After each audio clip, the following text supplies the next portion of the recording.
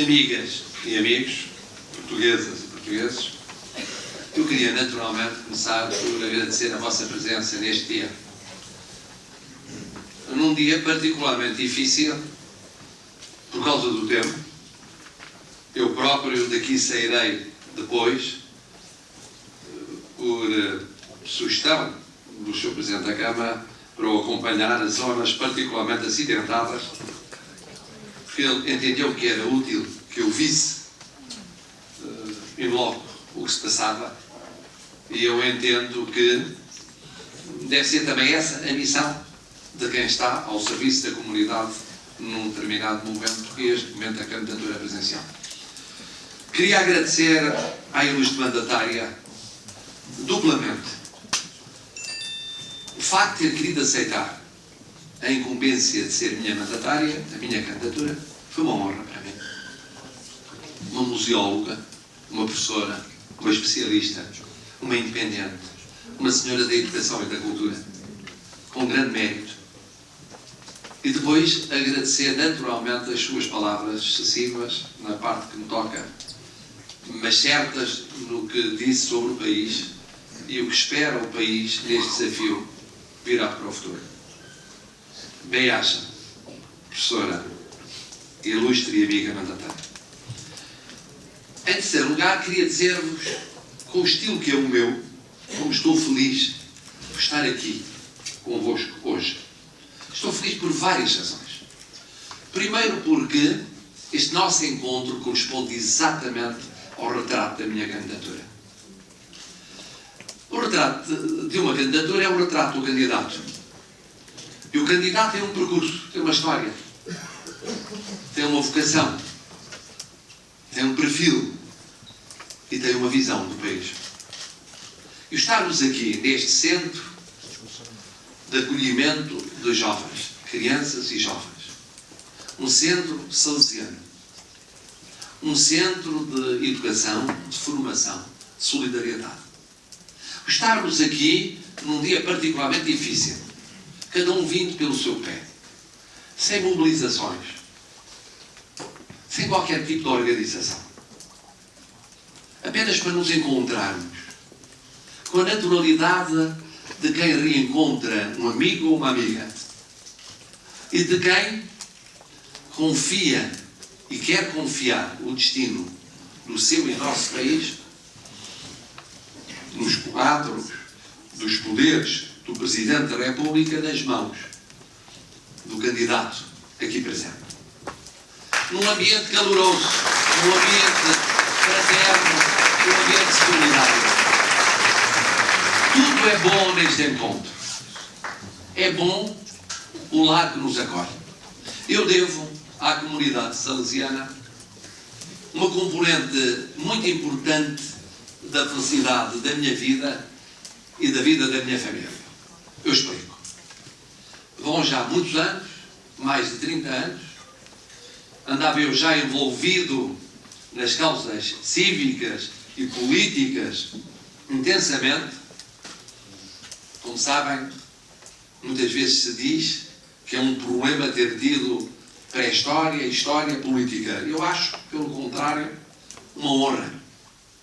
E acharia uma maçada enorme, uma sensadoria, direi mesmo um desperdício cívico, não ter tido esse percurso na minha história. Mas andava eu nessas missões, quando um problema conjugal levou a que eu sentisse que era fundamental encontrar uma comunidade que acolhesse, naquela altura, o meu filho mais velho, o Nuno, e essa comunidade foi a comunidade salesiana. E lembram-me como se fosse hoje. Estávamos no começo dos anos 80, e eu fui falar com o padre diretor da Escola Salesiana de Santo António de Estoril. Como sabem, as escolas salesianas são desde sempre vocacionadas, e eram, no início, vocacionadas para atividades profissionais. Ali era marcenaria e carpintaria, em Lisboa era essencialmente tipografia. Bom, e fui falar com ele, era uma altura difícil, tinha começado o ano letivo, ele acolheu a minha solicitação com uma abertura de espírito enorme. E começou aí um longo percurso de convívio meu com a comunidade salesiana. Um percurso inesquecível. O meu filho Nuno, na altura havia ainda separação de sexos, e depois deixou de existir. O meu filho Nuno foi aluno salesiano, foi dirigente da Associação de Pais da Escola Salesiana. Eu acompanhei o espírito salesiano, sobretudo nisto, no interclassismo, na abertura aos mais pobres, mais dependentes, mais carenciados. Terceiro, na abertura à comunidade. As instalações, as estruturas estavam permanentemente abertas à comunidade. E há pouco, ao dar aqui a volta com o padre diretor deste lar e com o Sr. Presidente da Câmara, eu pude encontrar exatamente a mesma preocupação. As estruturas servem tão depressa para centro paroquial, como para acolhimento de crianças e jovens, como para reuniões de outras instituições da comunidade. Que aqui vêm, utilizam a estrutura informática, aqui reúnem. Este espírito é o mesmo espírito que eu conhecia há mais de 30 anos. Vejam a felicidade da coincidência, quando eu soube que podíamos ter aqui o nosso encontro. Mas vai mais longe essa felicidade. Vai mais longe porque estamos aqui numa terra que se integra numa região que me diz muito, como eu há pouco, aliás, evocava também. O meu padrinho de batismo, o engenheiro Camilo Mendonça, foi uma figura muito empenhada no desenvolvimento económico e social transmontano. É verdade que um precursor, é verdade que um visionário, é verdade que, querendo nos tempos da ditadura que não era possível concretizar, é verdade que, julgando que era possível então, nos anos 50 e depois 60, em início dos anos 70, lançar um projeto que foi o Complexo de Paixão e ter aí uma solução, entre outras, para fazer sair muito do esquecimento dos que viviam privilegiadamente lá longe do Nordeste transmontano. Mas o que é facto é que, como sempre, as sementes são lançadas ao solo e germinam. Não foi a única. Muita gente ilustre daqui saiu, e saiu por todo o país, por toda a Europa e por todo o mundo, afirmando a importância da região. O que é facto é que os tempos mudaram. E mudaram para melhor. E também essa evocação está presente no meu espírito neste momento, neste nosso encontro. Mas permitam uma terceira evocação, pessoal e familiar, que foi a de meu avô. É verdade que meu avô não partiu daqui, partiu não muito longe, mas partiu também do interior. Meu avô paterno partiu de Celurico de Basto, ainda no século XIX, primeiro para o Brasil e depois para Angola. Houve uma grande imigração, como sabem, daqui e da transição do Minho para Trás-os-Montes, motivada pela crise económica que se vivia. E o que é facto é que ele acabaria por morrer. Tinha o meu pai 4 anos, não cheguei a conhecê-lo, mas a minha avó acabou por me narrar o que eram as condições de vida, tal como tinham sido contadas pelo meu avô, e tal como ela tinha conhecido já no século XX, até bastante tarde no século XX. O que era ir para a escola primária, os poucos que podiam, descalço. O que era passar fome. O que era não ter um mínimo de meios sequer para a vida do dia a dia. Os problemas básicos de educação, de saúde, o que era a mortalidade infantil naquela altura. de apoio em termos de solidariedade social.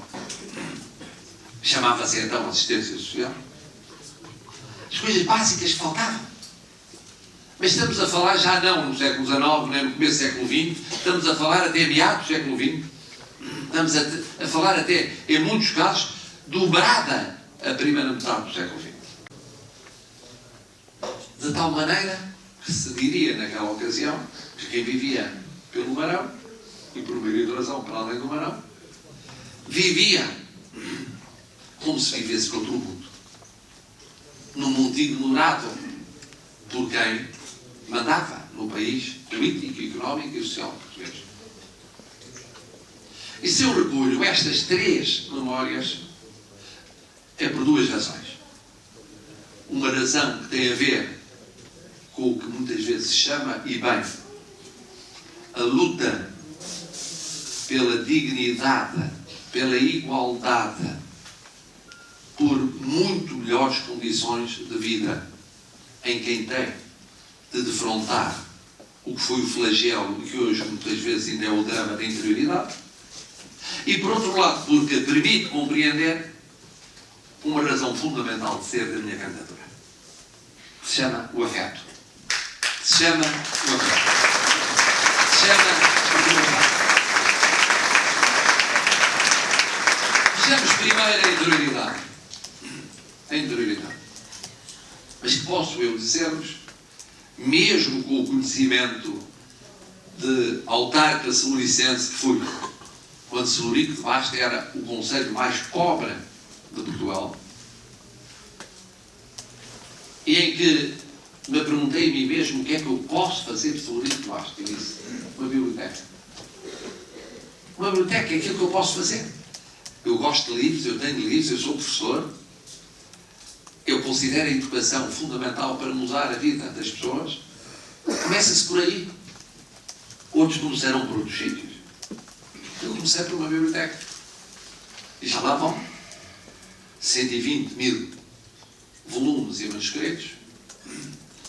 Contributo para aquilo que, lentamente, aos poucos, vai ajudando a mudar a vida de uma comunidade. Mas que posso eu dizer-vos que não tenham sentido, é muito mais do que eu sentia em Celurico de Basto, onde não havia hotéis, onde o turismo é um turismo de habitação, onde a imigração tinha feito levar para o Luxemburgo, para a França, para a Suíça, para a Alemanha, gerações e gerações de celuricenses. Que mais vos posso eu dizer relativamente à agricultura que existia, quase subsistência, em que o vinho não chegava, era insuficiente, a pecuária era pobre, não havia indústria, o comércio parava nos concelhos vizinhos, e estamos a falar no que se vivia nos anos 90 do século passado. Mas que mais vos posso dizer quando conheceram, e felizmente conhecem menos, mas sabem que é uma luta de todos os dias o problema da interioridade. É uma luta de todos os dias. No quadro da minha faculdade, a Faculdade de Direito da Universidade de Lisboa, vim aqui, a este distrito, ajudar a lançar um curso de pós-graduação que era um primeiro exemplo de afirmação no domínio do direito sobre a interioridade. O primeiro curso de pós-graduação sobre a interioridade em Portugal. Iniciativa do diretor da faculdade, mas que eu apoiei e aqui vim secundá-la. Isto para vos dizer que os desafios, hoje felizmente num quadro completamente diferente, mas os desafios que se colocam ainda nos nossos dias são os mesmos. A educação, a cultura, a criação de uma nova mentalidade, a existência de condições para investimento e para a realização da atividade produtiva que cria riqueza, que ajuda ao crescimento, que fomente o emprego, que fixe aqui as crianças de hoje, jovens de amanhã,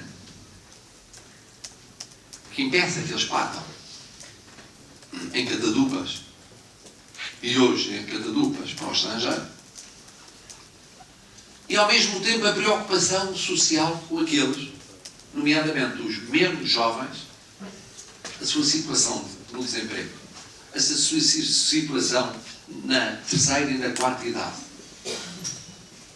a sua situação na reforma ou nas pensões. E depois tudo ligado com os acessos. Tudo ligado com a possibilidade de poder conviver com os outros mundos que formam esse grande mundo que é a pátria portuguesa. Este desafio é um desafio de todos os dias. E é um desafio que é um desafio de todos os portugueses, mas é um desafio do poder político português.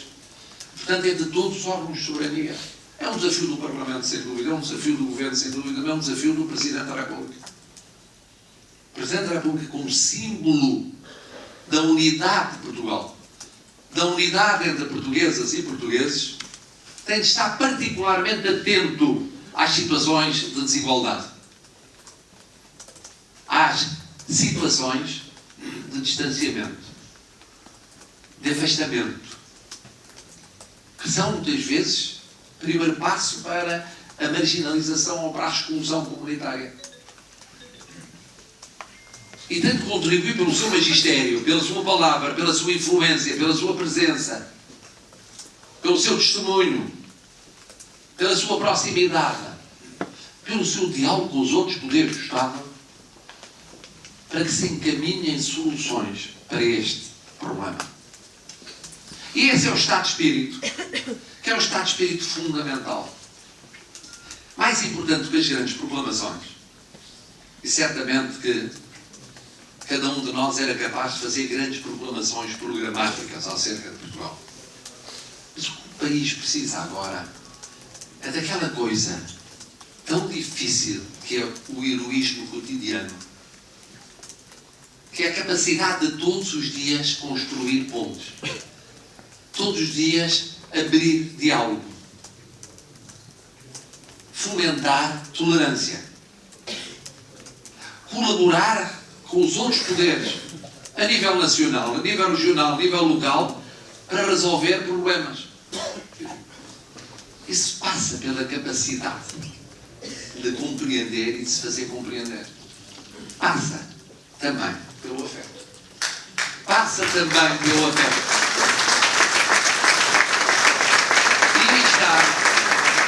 E aí está, não me cabe a mim dizê-lo, mas aí está, modestamente, o que eu penso que é o meu grande contributo e o meu grande dever nos próximos 5 anos, se os portugueses, como espero, me conferirem a sua confiança.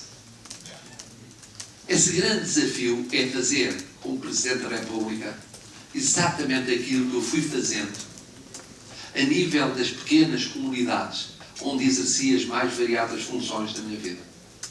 O que eu fiz nas associações de pais, o que eu fiz nas IPSS ou nas Misericórdias, o que eu fiz na escola ou escolas onde trabalhei, o que eu fiz nas instituições políticas onde exerci a minha militância ou tive responsabilidade civil, o que eu fiz a nível do poder local como autarca, fazendo pontes, na liderança da oposição em Lisboa, com a maioria liderada pelo Dr. Jorge Sampaio. Depois, e antes, do lado de quem detinha a maioria em Cascais e em Celurico de Basto, com as oposições, dia a dia, trabalhando para resolver o problema daquelas populações. O que eu fiz a nível de Estado, tentando que, em momento crucial, como era o da adesão ao euro, à moeda única, o país permanecesse coeso numa área mais ampla possível, reforçando a posição de Portugal, com consensos de regime.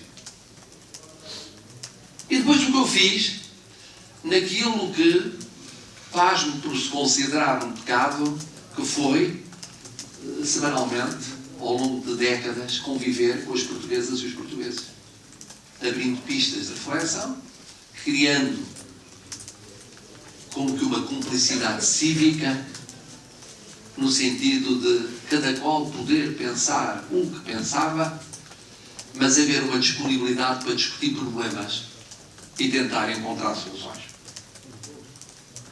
Isso cria naturalmente uma proximidade, que é uma proximidade de afeto.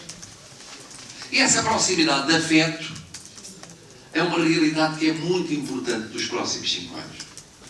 Os próximos 5 anos não exigem apenas um Presidente da República que pense muito bem, que tenha muitas ideias sobre o país, até dispensa que tenha um programa próprio, porque quem governa é o governo. Exige certamente que haja contactos internacionais e conhecimento da política e da economia internacional, mas exige mais do que tudo isso. Exige uma capacidade humana para estar próximo das outras e dos outros. E não é estar próximo fisicamente. Isso é muito importante. É muito importante. Chame-se presidências abertas ou, prefiro eu, outro tipo de forma mais rápida, menos pesada e mais frequente de contacto. Isso é importante, o contacto físico. Mas é muito mais importante o contacto espiritual. O contacto afetivo. Eu conheço muita gente que vive lado a lado e não existe nenhum tipo de contacto afetivo entre essas pessoas. Porque havendo proximidade física é mais fácil haver proximidade afetiva. Mas a proximidade afetiva constrói-se todos os dias. A proximidade afetiva explica porque é que uma campanha para um lugar não pode ser uma campanha de agressão pessoal. Porque semanas depois, aqueles que antes da campanha não se agrediam e que depois da campanha deixam de se agredir, têm de estar juntos a colaborar no mesmo desafio nacional. Vale a pena. Por muito importante que seja a conquista do voto, vale a pena fazer campanhas que dividem em vez de fazer convergir. Porque não é o problema de haver diversidade de pensamento. Não. É o problema de haver divisões pessoais baseadas em argumentos pessoais. Faz sentido isso quando aquilo que nos une é mais importante do que aquilo que nos separa, e aquilo que nos vai unir daqui a 15 dias, 3 semanas, é mais importante do que aquilo que momentaneamente justificou uma troca de palavras na ilusão do sucesso de mais uma audiência, de mais um comentário, de mais uma vaidade pessoal. Mas isso vale a pena. Quer dizer, quando eu falo por mim, chegado a esta idade, eu tendo a distinguir o que é fundamental da vida daquilo que não é. E há coisas fundamentais, coisas que não são. As vaidades pessoais não são fundamentais. Sobretudo quando se trata de trabalhar em termos de esforço coletivo. Dispensam-se as vaidades pessoais. Dispensam-se aquelas pequenas alegrias momentâneas da disputa pela disputa. Não o debate de ideias. Esse é muito interessante. E se há coisa que ficou claro neste longo período de campanha eleitoral, que está mesmo quase no fim, é que, no essencial, ninguém questiona a soberania do país. No essencial, ninguém questiona a nossa vocação universal. No essencial, uma maioria apreciável não questiona a integração europeia, nem as relações transatlânticas, nem a integração na comunidade de países, de povos que falam o português. Nem sequer a Constituição. Nem sequer os poderes do Presidente previstos na Constituição. Há depois divergências sobre a forma do exercício dos poderes. Há quem entenda que deve ser um Presidente mais presidencializante. E eu entendo que deve ser um Presidente na justa medida do equilíbrio dos poderes constitucionais, o que significa arbitral. Arbitral. Um árbitro imparcial. Há quem pense que o Presidente deve apontar para, no fundo, um caminho com uma certa orientação partilhada por uma parte do país. Eu penso, pelo contrário, que o Presidente deve ser uma ponte entre os vários hemisférios, as várias visões que existem acerca do futuro do país em termos de governação. Mas isto quer dizer o seguinte: quer dizer que, no plano do debate das ideias, é útil que se perceba aquilo que distingue uns de outros. Não vale a pena, para além disso, fomentar resílias e criar divisões pessoais, onde o desafio é um desafio coletivo. Isto é, vale a pena ter presente aquilo que, em termos de afeto, se vai exigir ao Presidente da República nos próximos 5 anos. Não é uma pura afirmação teórica, afeto. Não. É uma realidade essencial. Nós tivemos afeto maior ou menor na sua expressão pública no exercício presidencial, na Primeira República, como em democracia. Mas o que eu sei é que nos 5 anos que se avizinham vai ser mais necessário esse acerto tónico no afeto. Eu recordo-me a propósito disso, do afeto presente ao mesmo tempo que existiu uma parcimónia de meios nos presidentes da Primeira República. Quando às vezes se fala no estranho que é, na minha candidatura, esta defesa da escassez de recursos, da parcimónia de meios, da forma mais discreta em termos financeiros e humanos de campanha e de entendimento da magistratura presidencial, eu estranho que as pessoas não se lembrem do exemplo dos presidentes da Primeira República. Os tempos eram outros, é verdade. Não havia a comunicação social de hoje.